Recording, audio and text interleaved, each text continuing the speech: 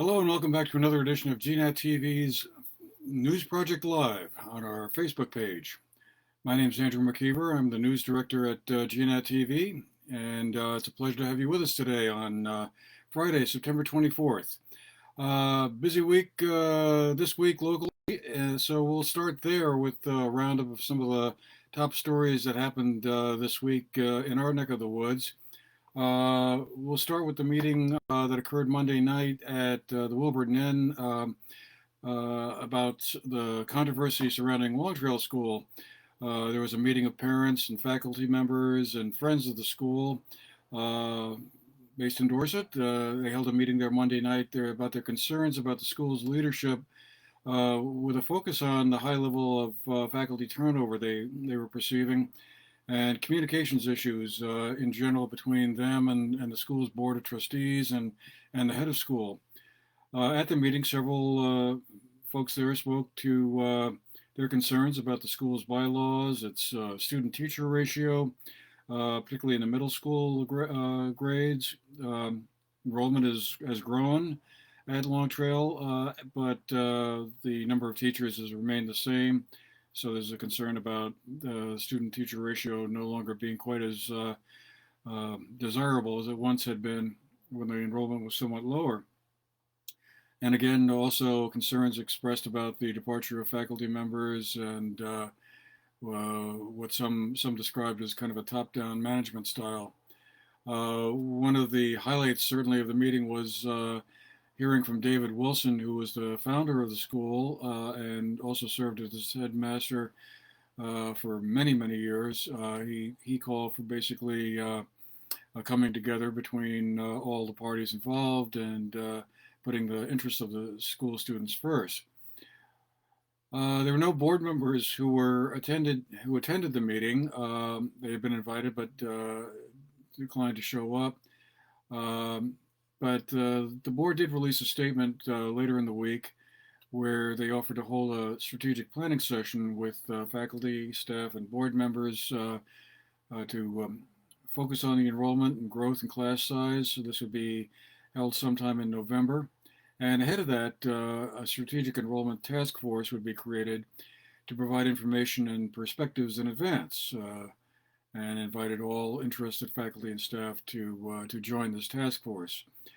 This was sent out as a statement by the Long Trail Trustees Chairman, John Moser.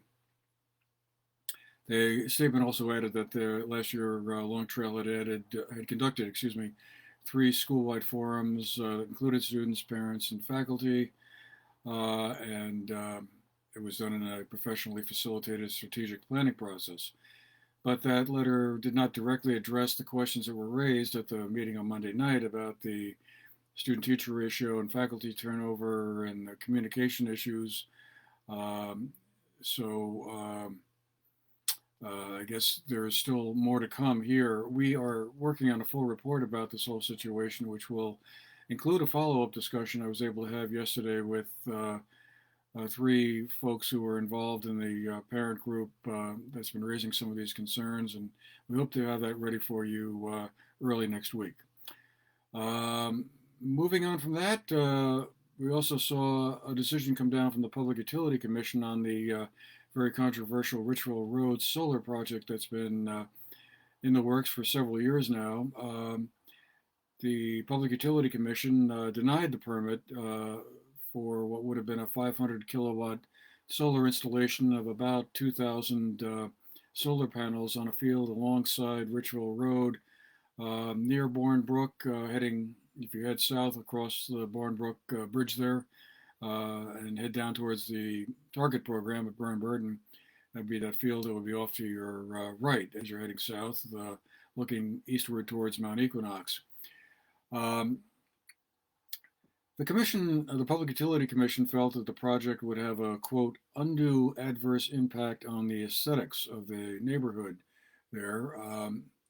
They added that they believed an average person observing the project from homes on Richwell Road would find this unscreened view offensive because of the project's proximity to the road and homes and because of the project's scale in relation to its setting next to the entrance of a residential neighborhood. There were also concerns expressed about possible flooding from nearby Bourne Brook. And many folks will, of course, remember last July when we had that heavy rainstorm, there was flooding in that area.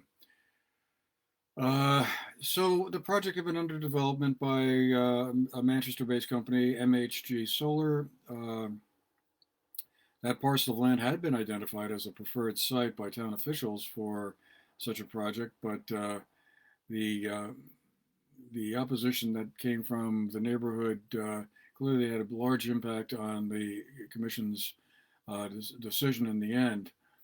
We were able to obtain an interview with Thomas Hand, who's one of the principals of MHG Solar, and he said in that interview that he is not planning to appeal the decision. That was one question that came up in the immediate aftermath of the decision that came down, I guess it was last Friday. So I guess that's kind of the end of the road on that one. He just said that basically there was kind of no point in trying to appeal a decision to the same board based on the same set of facts that had been presented initially. So he was moving on to work on other projects as well. Kind of related to that, on Wednesday evening up at Emerald Lake in East Dorset, the State Climate Council held a kind of a public engagement meeting. They're doing a series of those around the state and touched down in East Dorset, or maybe it's actually North Dorset at that point, to hear from folks about what they thought the state ought to be thinking about and doing as a couple of deadlines approach. The Climate Council has to produce a report by December 1st under the Global Warming Solutions Act that was passed by the legislature last year. That was a piece of legislation designed to put some teeth into meeting certain greenhouse gas emission goals. In the past, many goals have been put out there, and the state, like the rest of the country and the world for that matter, has struggled to reach them. So these have additional impact because they're now requirements. And in theory, someone who feels the state hasn't met the requirements that have been put forth in that legislation could sue the state. The first deadline of sorts that's going to kick in comes in 2025. That's when the state needs to reduce climate pollution by 26% below levels recorded in 2005. And the trend line is actually moving in the right direction, although a bit on the slow side. At the rate we're going, we're not going to, I guess, get to that 26% mark. And then by 2030, only 9 years from now, Vermont must cut its emissions in half. But there the baseline is the 1990 levels, which were somewhat higher than the ones posted in 2005. And then going on from there, we need to try and reduce our greenhouse gas emissions by 80% below those recorded in 1990 by the year 2050. So these deadlines aren't all that far off, and so the Climate Council sent a team of their folks down to a pavilion on Emerald Lake to hear from local residents, and pretty good turnout. About 50 folks showed up. Interesting meeting. We went to it. We will have a report about it posted relatively soon to our website and on our channels. Instead of a kind of a long presentation by a couple of experts, there was a brief overview given by the members of the Climate Council Task Force. And then from there, folks broke up into small groups and discussed what they thought were the main issues in play, and perhaps even more importantly, how to get there. Easy to say, well, we need to have more electrification of cars, for example. But how do we do that? And so there's a lot of great discussion around those and related issues. And we had a chance to listen in to some of that. And well, we'll see where things go from there. Again, they have to produce a report by December 1st. There will, of course, be probably some more back and forth about that following that date. But anyway, there's a lot of information they received Wednesday night from the folks at Emerald Lake. They have, I think, 3 other meetings. That was the second of 4 public engagement meetings, and there will also be a 5th one that will be held online. You can go to their website, which is climatevermont.gov, and I guess register for that if you want to take part, and give them your ideas. So anyway, very interesting and important meeting on an important subject. We'll just conclude with some our usual COVID update. Statewide, as of yesterday, 238 new cases were reported. It's not the highest number we've seen lately, but although things seem to be kind of stuck at a rather high plateau at the moment. There are 42 Vermonters in the hospital. 15 of them are in intensive care units. We're now up to 304 Vermonters who have passed away due to the COVID virus. In Bennington County, there are 17 new cases, 17 out of those 238, 199 in the past 2 weeks. Over in Windham County, the numbers are 17 new cases, 162 over the past 2 weeks. Rutland County has seen a bit of a spike in recent days. They set a record yesterday, on Thursday, for 43 cases. Today, that number is down to 42, and not much difference, I guess. 332 cases over the past 2 weeks. The main new item, I guess, is about the booster shots that are going to be coming available. State officials announced late yesterday that Vermonters who are 80 years old and older will be able to sign up for the Pfizer BioNTech booster shot starting Friday. That's today at 8:15 this morning. You could have signed up going to the Department of Health's website there, healthvermont.gov. Over the following week, eligibility for additional COVID-19 vaccines will be extended to those age 65 and older. And I'll give you the timeline on that right now.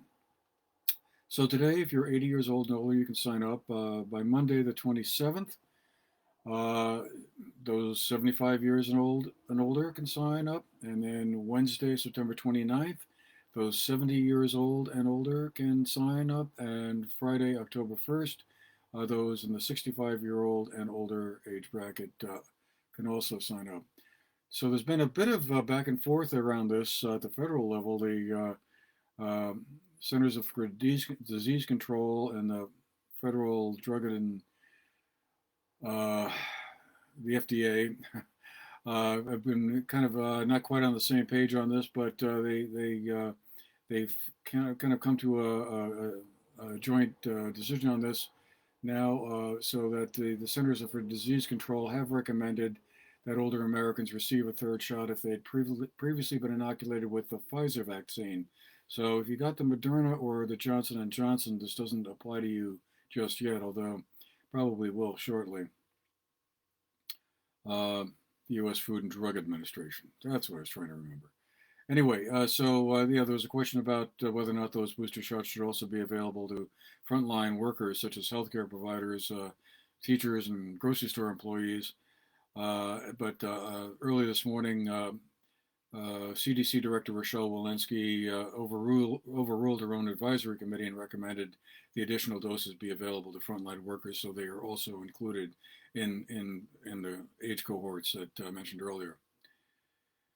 So that will do it for us for today. I want to thank you all for being with us. Hope you've found our program a little interesting, and we'll see you again next Friday, we hope. Meanwhile, have a good weekend, and we'll see you next Friday. Thanks again for being with us. Have a great day.